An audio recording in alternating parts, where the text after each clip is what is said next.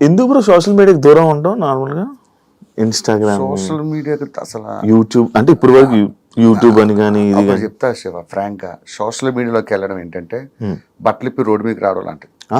నిజంగా నువ్వు బట్టలు ఎక్కడ చేంజ్ చేసుకోవాలి, బెడ్రూమ్ లో చేంజ్ చేసుకోవాలి. రోడ్డు మీద చేంజ్ చేసుకుంటే ఏమవుతుంది, ప్రతి వాడు అడుగుతాడు నేను. అర్థమైందా? ప్రతి వాడు క్వశ్చన్ చేస్తాడు. అలా బయటకు రావడం ఎందుకు, ఒకటి అనిపించుకోవడం ఎందుకు?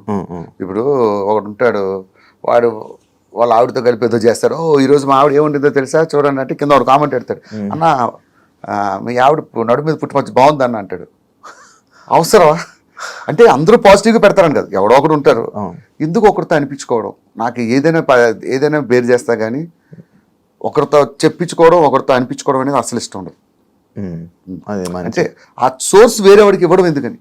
వన్స్ సోషల్ మీడియాలోకి వస్తే ప్రతి ఒక్కరు మన గురించి మాట్లాడతారు.